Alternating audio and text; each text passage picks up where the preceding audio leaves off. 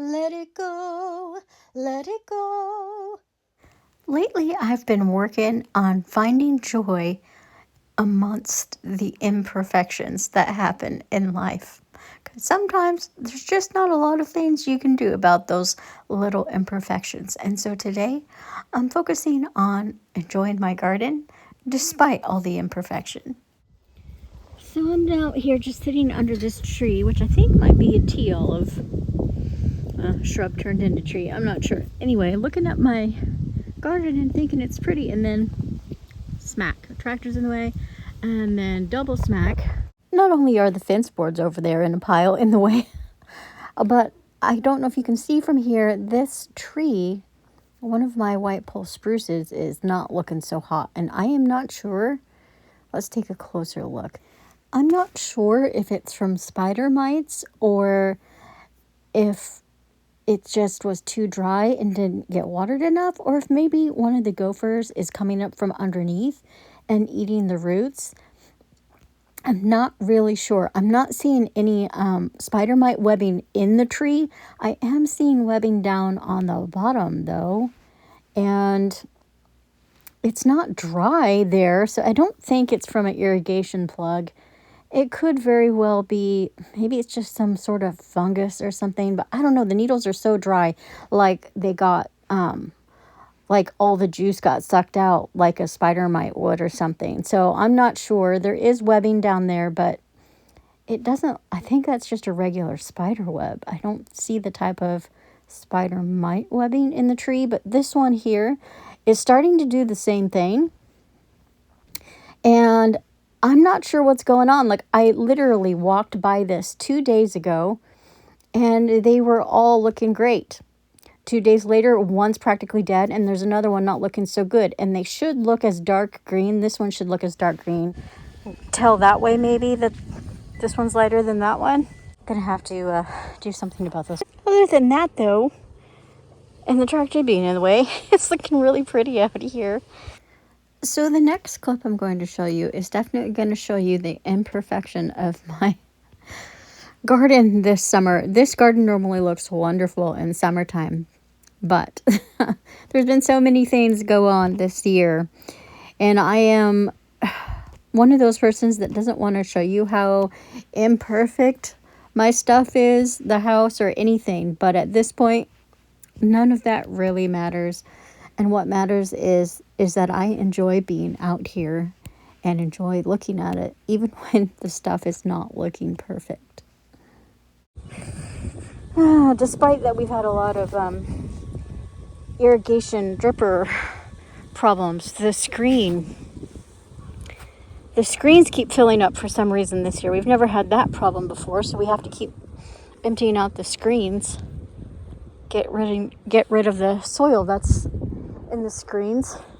So I'm not sure why that's happening. So the irrigation issues and the reason the screens kept plugging up, the pressure switch on the pump was going out. And so I'm not sure why that would cause that, but he fixed the pressure switch and things got a little better. And then the pump went completely out. So he had to replace the pump. And ever since then, it's gotten much better. And we have another filter on the pump and a new pressure switch and a new pump. So the water situation is better. But as you can see here in this video, how much lackluster they look because of that. The hydrangeas. Now, we did not lose any hydrangeas, thankfully. But you can tell they are a little lackluster. And the trees, we ended up losing that one tree. I'm still not sure if it was due to irrigation or spider mites. We were able to save this second tree that's not looking so good so far anyway, but this one's definitely a goner. So I'm not sure if there was something plugged underneath below. It's still wet in the soil, so I'm not sure. It could have just been spider mites, I guess. I have never seen spider mites here, so I'm not sure what exactly the damage of spider mites look like yet. I've actually signed up for a class to learn about pests, how to identify pests because I am not good at identifying pests. I can identify all the pollinators and butterflies till the cows come home, but when it comes to pests, I'm not good at identifying the pests, and I need to learn how to manage those better.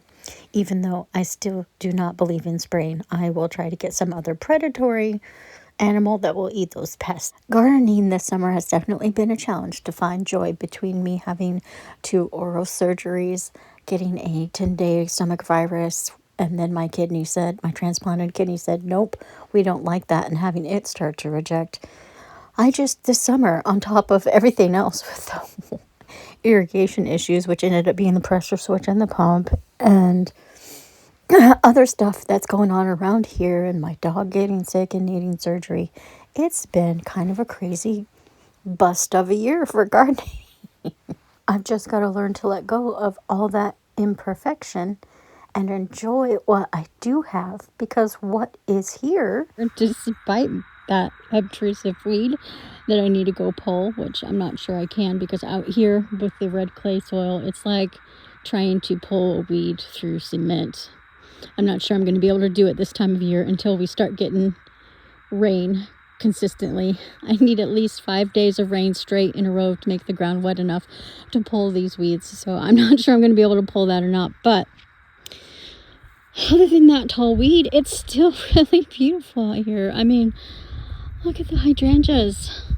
They're all turning pink.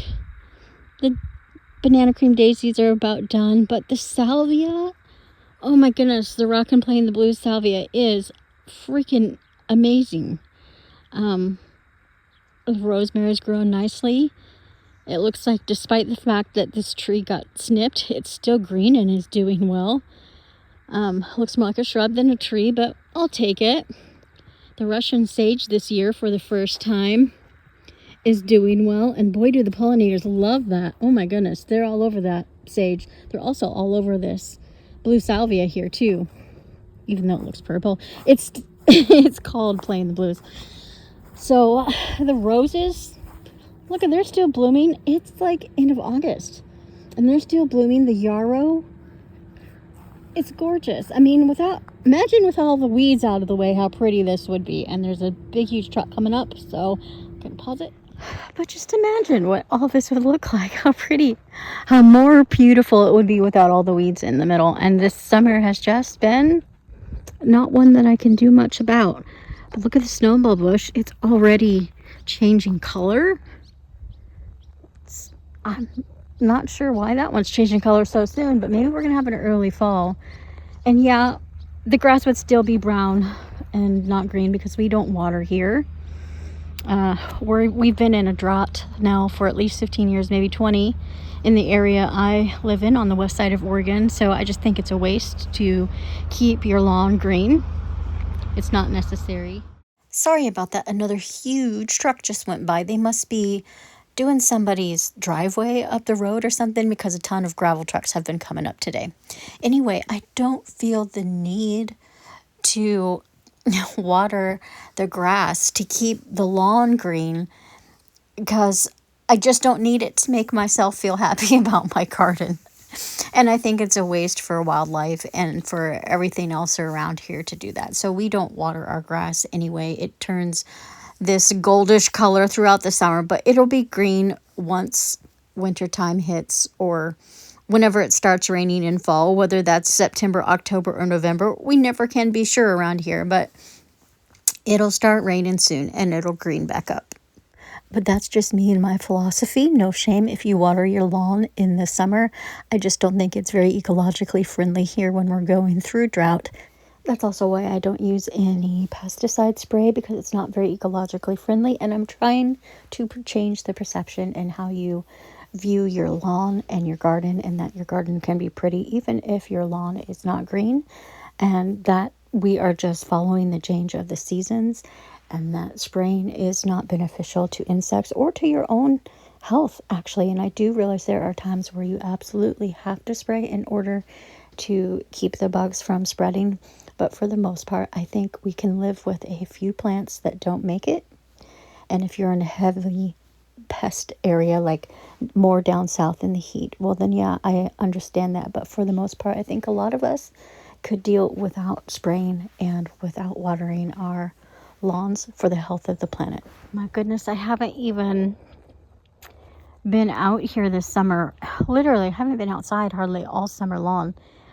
I've really struggled this summer physically, health-wise, and I basically missed my coneflowers. They bloomed and they're done. I haven't been out here in over a month, and they are on their last leg, along with the caryopteris. And the nepetal looks done as well. However, the hibiscus have not started blooming yet, so hopefully I'll be able to catch them here soon. My goodness. So many trucks today. Thanks to my husband, I was able to get this picture of my hibiscus blooming a couple days later. Just had to show you how beautiful it is. So let me know in the comments if you struggle with finding joy in life's daily imperfections, such as dogs running in on you while you're recording. We can work on it together. Thanks for watching, and until next time, be the pollinators for me.